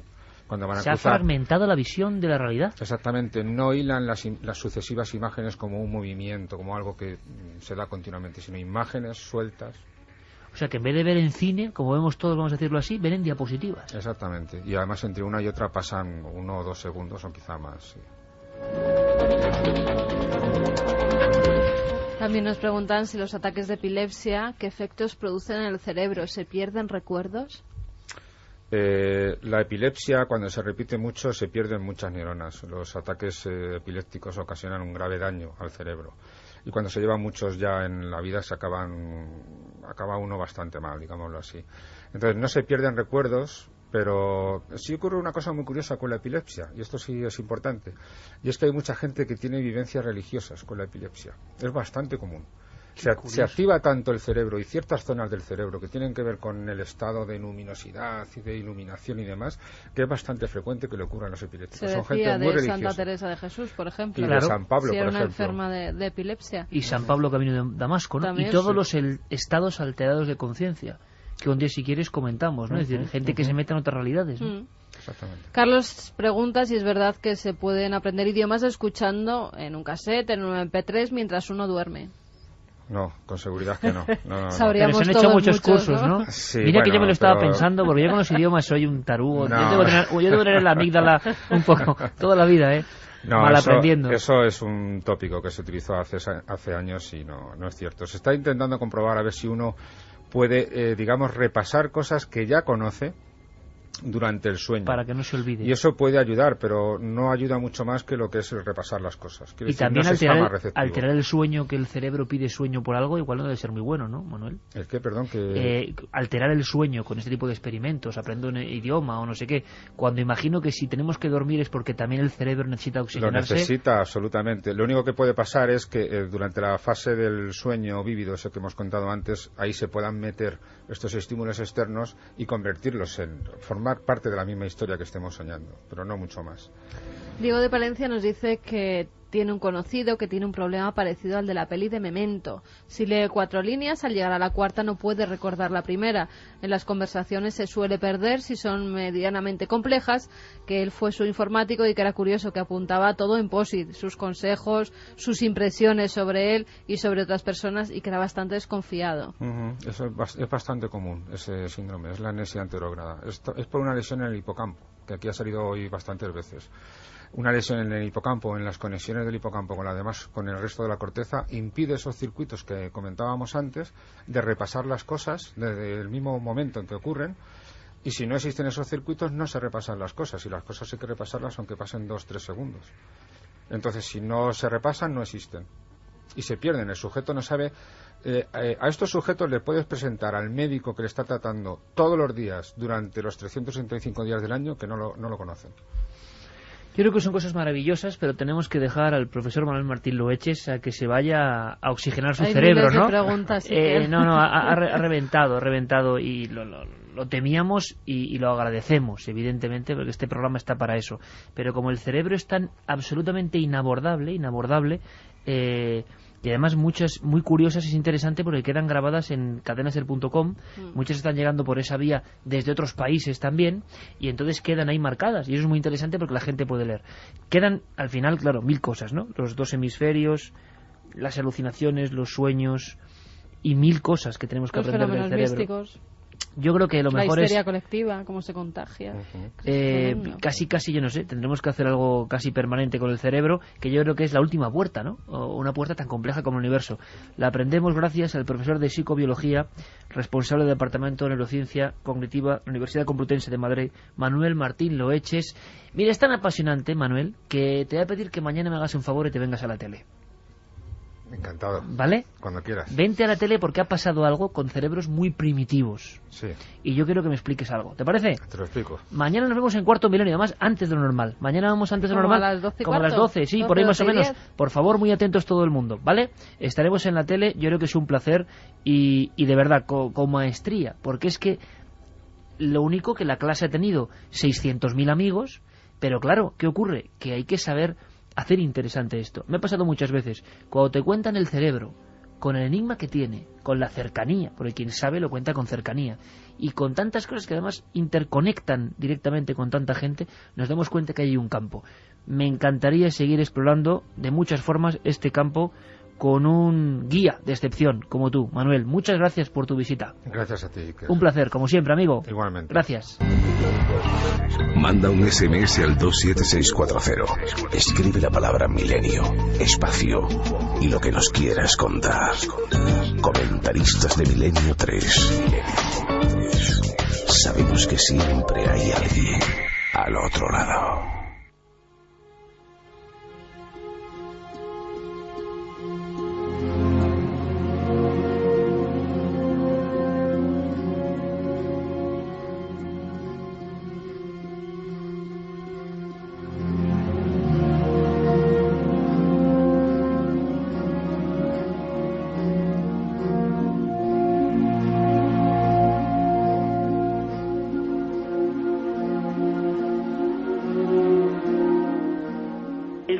Pues hubo más movimiento del normal, la Guardia Civil entró y se sacó a 3, creo, y ya está, y ya no sabemos más.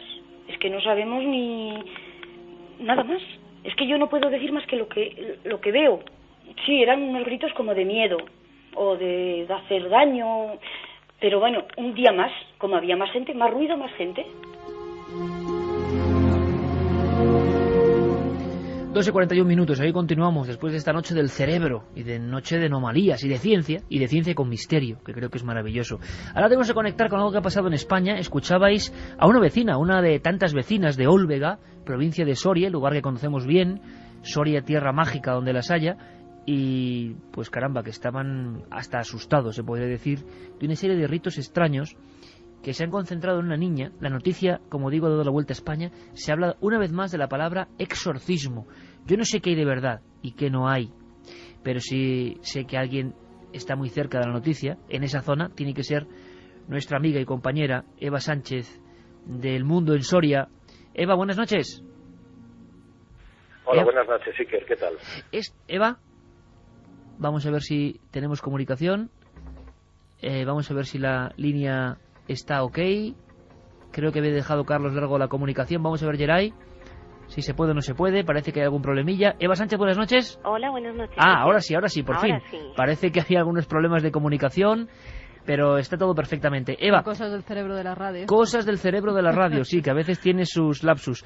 Eva, vamos a ver. Ha ocurrido algo en Ólvega y se habla de exorcismo. ¿Qué ha pasado? Pues bueno, en realidad, pues en un principio esto es de lo que se habla y así salta la noticia, ¿no? De un supuesto exorcismo que se produce en Ólvega, en un local, pues que es de una congregación religiosa que se llama la Iglesia Pentecostal Unida de España y que llevaba un año en esta localidad. Los vecinos, como bien ha dicho esta vecina, empiezan a escuchar unos gritos. Ellos estaban acostumbrados, pues, a un tipo de ritual en el que se canta, se baila, se baten palmas.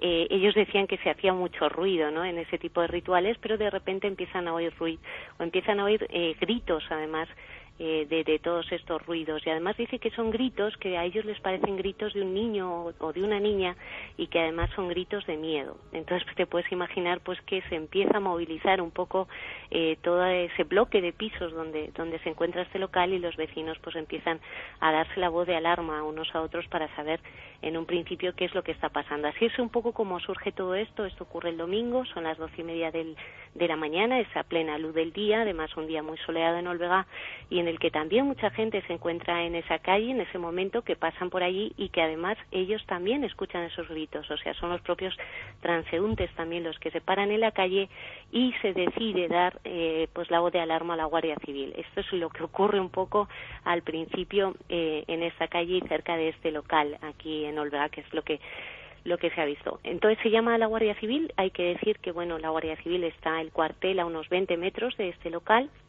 por lo tanto la actuación es inmediata, y se acercan unos agentes a este local, escuchan los gritos desde la calle y entonces deciden intervenir para ver qué es lo que estaba pasando. Según relata la propia Guardia Civil, cuando ellos entran en el local se quedan muy impresionados por lo que allí ven. Hay una chica de 16 años que está en el centro del local, a la cual les rodean los miembros de la congregación, están todos rezando, y lo que están haciendo pues es un poco un ritual como de sanación, porque esta niña parece que tenía alguna dolencia o parece que tenía algún mal. Hasta ahí podríamos decir que, bueno, pues es un ritual de sanación, pero lo que más sorprende a la Guardia Civil es el estado en el que se encuentra esta niña. Es una niña pues que está totalmente fuera de sí, que está con los ojos en blanco, que la tienen que sujetar, que da fuertes gritos, que insulta a la gente, y esto es lo que a ellos realmente les asusta en un primer momento. Eso llega a confirmarlo la propia Guardia Civil, Eva. O sea, asisten al momento en que esa niña está en ese estado tan alterado. Así es, porque ellos cuando entran es cuando se encuentran a la niña allí. Incluso ellos le preguntan a los miembros de la congregación qué es lo que le ocurre a la niña, y ellos mismos les confiesan que la niña tiene un espíritu dentro. Eso es lo que le dicen a la Guardia Civil. Ellos hablan, por lo tanto, de un mal que no es físico, que no es algo, un ritual, vamos a decirlo, de curanderismo normal y corriente, y parece que hay elementos, Carmen, tú estabas ahí anotando, típicos de algún tipo de exorcismo más o menos habitual en ciertas agrupaciones eclesiásticas, ¿no? Que según he podido leer en las diversas noticias que han salido, decían que estaban orando nada más, como unas 50 personas alrededor de esta chica, que no estaban realizando ningún tipo de exorcismo, que sí que se la encontraron con los ojos completamente en blanco, sujetada en este caso por 2 mujeres. Pero, Eva, ¿ellos en algún momento dicen que están realizando un exorcismo? No, los miembros de la congregación no utilizan en ningún momento la palabra exorcismo. Sí que hablan de un espíritu, de que le tienen que liberar de un espíritu, y luego además al día siguiente la madre empieza a aclarar muchas cosas. La niña tiene una dolencia, la niña se había caído hacía unos meses y tenía dolores, ya tenía dolores en la espalda. Los padres la llevan al médico, le someten a un tratamiento médico y, según cuenta la madre, la niña no llega a curarse. Entonces sigue con esos dolores y entonces es cuando los padres, en base a su propia religión, lo que deciden es hacerle un ritual de sanación, en el cual, pues bueno, un ritual de sanación que ellos piensan que a través de la oración se pueden curar las enfermedades. Entonces ellos lo que deciden es llevar a su niña con un fin básicamente de sanación. Entonces por eso se organiza todo este ritual. Y yo creo que, bueno, pues al final la Guardia Civil decía que, bueno, pues que la niña podía haber tenido algún problema en un momento porque no era normal. La Guardia Civil decía que seguramente la joven sufre de algún trastorno por el estado que ella alcanzó. O sea, la violencia y las convulsiones y los ojos en blanco y los insultos debieron llamar demasiado la atención de la Guardia Civil. ¿Y qué se sabe de ese espíritu, Eva? Es decir, ¿lo nominaban de alguna forma o decían algo de él? Pues luego lo que dijo la madre es que realmente a la niña, a pesar de que el ritual se había interrumpido por la presencia de la Guardia Civil, pues lo que dice la madre es que le había sanado y que realmente ella había hablado con la niña, porque la niña sí que es verdad que fue apartada, está en la custodia de la Junta de Castilla y León por orden de la Fiscalía hasta que se aclarasen los hechos, hasta que se supiera exactamente qué es lo que había ocurrido, porque en un principio cuando llega la Guardia Civil y cuando ve todo eso, no saben en un primer momento si aquello es constitutivo de un delito, porque en realidad no hay ningún tipo de agresión, no se le está haciendo ningún tipo de agresión física. Aun con todo, a la vista del estado de la niña, lo que hacen es llevarla al centro de salud para que la vea un médico. Y la Fiscalía decide entonces que la niña se queda bajo su tutela, bajo la tutela de la Junta, hasta que se aclaren todos los hechos. Pero en realidad no hubo una agresión física como tal, sino simplemente pues a la vista del estado en el que estaba la niña se decide intervenir y protegerla de alguna manera hasta que todo quede aclarado. Eva, pero es extraño porque se ha publicado que la madre ha hecho unas declaraciones en las que decía que su hija estaba poseída por un espíritu, pero ese espíritu era Jesucristo. Decía que estaba poseída por Jesucristo, literalmente, con lo cual, si es algún ritual de sanación, no tiene mucho que ver, ¿no? Si es poseído por un... Pero si es dentro de la órbita de lo evangélico, sí tiene que ver. Ahí quería intervenir yo, porque en cualquier caso los ministros pentecostales pueden decir lo que quieran, pero hay precedentes. En 1995 ministros pentecostales fueron detenidos en San Francisco implicados en la muerte durante un exorcismo de una mujer. Muy recientemente, en 2009, una asociación de derechos de los gays en Connecticut demanda a la iglesia pentecostal de allí porque hacen exorcismos también muy llamativos y muy violentos para expulsar los demonios homosexuales que poseen a algunos de sus fieles. Es decir, el exorcismo dentro del culto pentecostal es algo, casi cotidiano, ¿no? Infinitamente más frecuente que en el catolicismo, pero de lejos. Eva, ¿y qué sabemos de esa niña ahora? Pues la niña realmente pues sigue todavía bajo la custodia de la Junta, está en un centro gestionado por Cruz Roja, un poco pues esperando a ver si el juez pues presenta algún tipo de cargo o se determina que la niña no tiene ningún problema dentro de su entorno familiar y pueda regresar con su familia. Ahí se ha quedado la cosa, de momento no se sabe. Mira, vamos a escuchar de nuevo al vecindario de Olvega, un lugar yo creo que muy tranquilo habitualmente y que se ha visto sobresaltado y una vez más, pues como tantas otras, ¿verdad, Eva? Estas noticias, estos sucesos son los que realmente a nivel del periodismo regional remueven las cosas. La gente habla de esto en la calle y el impacto, hombre, pues lo entendemos, ¿no? Había sido en esta ocasión demasiado fuerte. Yo lo que quiero es que quiten esto. A mí que lo hagan en otro sitio me da igual, pero debajo de mi casa no. Yo lo primero que quiero es que a la niña no le haya pasado nada. Y a raíz de toda esta movida que ha habido, a ver si quitan esto de aquí. Que lo lleven a otro sitio, pero que lo quiten. Que a mí lo que hagan, que quede claro, me da igual, pero que no me moleste. Porque en mi casa el domingo daba miedo.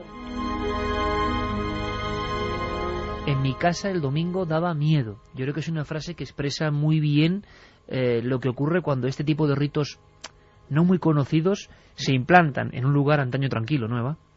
Pues sí, y además yo creo que ha habido mucha desinformación, porque cuando todo esto salta, se sabe que hay un local en el que se practican unos rituales religiosos que no son los habituales.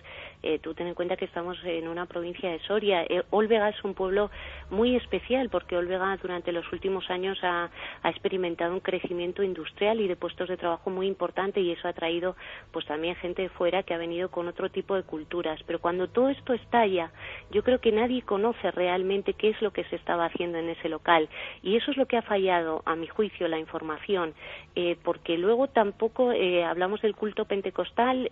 Yo creo que este tipo de rituales que se realizaron el otro día en Olvega, a mí me decía gente que son miembros de esta iglesia que sí que están reconocidos dentro de sus cultos, pero que no son tan habituales aquí en España, por lo menos. Uh-huh. Entonces yo creo que la gente lo que pasa es que no los conocía. Luego, además, la mayoría de los miembros son extranjeros, por lo tanto, yo creo que todo esto se incrementa un poco el desconocimiento. Y además que es un culto que en España hasta hace unos años pues no era muy conocido, y aquí en la provincia de Soria pues te puedes imaginar que muchísimo menos, ¿no? Entonces, claro, se habla de una congregación que no se conoce, se habla de un ritual en el cual pues una niña se encuentra en el estado en el que la encontró la Guardia Civil, y todo esto yo pienso que provoca mucho miedo, pero que a lo mejor quizás puede haber también un poco de desconocimiento.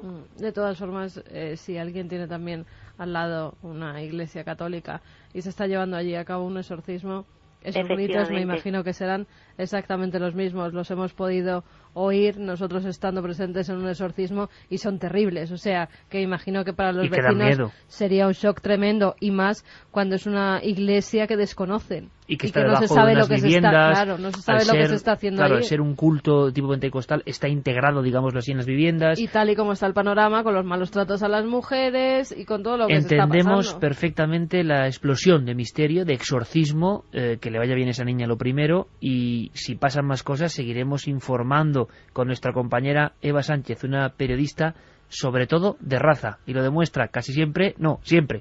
Un abrazo, Eva. Muchas gracias, y que un abrazo a vosotros. Fíjate, Santi, que esto te va a interesar. Vamos de España, de la provincia de Soria, a China. Hay un profesor que al parecer se adelantó a los acontecimientos y, bueno, pues parece que pudo prever lo que iba a ocurrir con un terremoto de 7,4 grados y que hizo salir rápidamente a todo su alumnado de la clase, intentando, vamos a decirlo así, pues indicando, sintiendo que el terremoto se le venía encima prácticamente. Ha salido también en todo el mundo, y yo creo que la noticia es sorprendente, porque de Oriente siempre teníamos las imágenes de los animales adelantándose a la realidad de los seísmos, de los terremotos, pero ahora ocurre también con las personas. No, pero, perdona que te interrumpa, pero me acaba de venir a la mente una cosa, que es que cuando se habla de profesores y de terremotos, siempre me acuerdo de este profesor italiano que predijo con mucha fidelidad los terremotos terribles de Italia de hace poco, y que nunca más se ha vuelto a saber de él. Y él tenía, por lo visto... Era profesor también. No, era profesor, y además él lo hacía con un sistema científico, o paracientífico, según sus detractores, que básicamente pues era precisamente por emisiones de gases y ese tipo de cosas, y nadie, él estuvo de organismo en organismo oficial, intentando denunciar que esto iba a suceder y que se tomasen medidas. Nadie le hizo caso, y efectivamente pues buena parte de Italia quedó devastada. y parece ser que algo de apoyo oficial tuvo después, pero no se ha vuelto a saber absolutamente nada. Se quedó como en escombros. Seguimos con más mensajes. Carmen, ¿qué está contando la gente? Bueno, y por cierto, ¿cómo va la encuesta? Que yo no sé cómo irá a estas alturas, pero lo de la xenoglosia me ha sorprendido mucho que tenga esa diferencia a favor del sí. Pues se ha movido poquito. ¿Crees que es posible la xenoglosia? Sí, 71,3%, no 28,7%. Y un anuncio, que el próximo jueves a las 8 de la tarde estaremos en la Casa del Cordón, Centro Cultural en Burgos, en pleno corazón de Burgos. Creo que es la calle Santander número 2, es un gran centro cultural en Burgos, para hablar de misterios y enigmas en torno a Félix Rodríguez de la Fuente, en Burgos, el jueves a las 8. Pues gracias a los que vayáis, porque creo que lo vamos a pasar francamente bien. Vamos con mensajes que todavía siguen preguntándonos sobre el cerebro. Vamos a repetir las vías de contacto. Ya saben además que sorteamos 3 tazas, 3 relojes de Océano, esa película hecha en 3 dimensiones que se ha tardado 8 años en hacer y que la distribuidora Vértice pues nos ha mandado ese merchandising de la película para que lo sorteemos. Muy bonitos los relojes, ¿eh? Sí, ¿verdad? Óscar nos dice, buenas noches, azules como el océano. He recordado que hace unos años oí sobre un aparato que se comercializaba en Japón que durante las horas del sueño reproducía determinados sonidos y determinadas palabras porque decían que de esa forma se podía influir en los sueños y obligarte a soñar las cosas que querías. Curioso, ¿verdad? Yo lo he visto.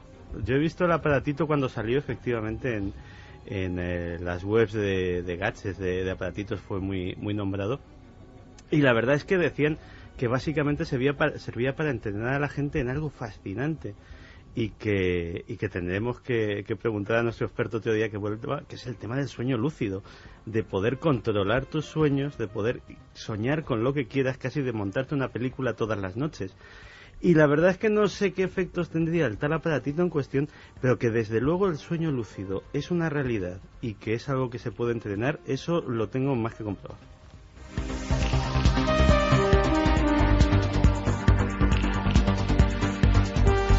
Araceli y Nelson nos escriben desde Buenos Aires, Argentina, y fíjate lo que nos dicen. Me parece que siempre habrá una frontera que no podremos traspasar en el estudio del cerebro. No nos olvidemos que es el cerebro humano quien estudia el mismo cerebro. Muy bonita, muy curiosa y muy hábil y sagaz apreciación. Raúl Ruiz nos dice que muchos pacientes describen cómo su mano extraña se opone tenazmente a la sana. Si intentan abrocharse la camisa con su mano sana, la otra la va desabrochando a la vez. Mientras una paciente intentaba fregar los platos, su mano extraña se empeñaba en volverlos a meter en el fregadero. En otro caso, cuando la mano sana trataba de escribir, la otra intentaba poner el papel fuera de su alcance. Una lucha entre manos. Eso sí que da un poco de miedo. Me recuerda a El Otro, aquella historia que contaba Clara Tavoces en su novela. Por cierto, que tenemos muchas cosas que contaros, muchas cosas de actualidad, muchas historias, muchos viajes y Santiago Camacho. Después de mucho tiempo viene un profeta, ¿no? Sí, porque ya, hay que ir haciendo amigos y he hecho otro amigo. Un amigo interesante está. Pues después de las noticias, si estáis con nosotros en el viaje de la tercera hora, una sección muy esperada, los amigos, los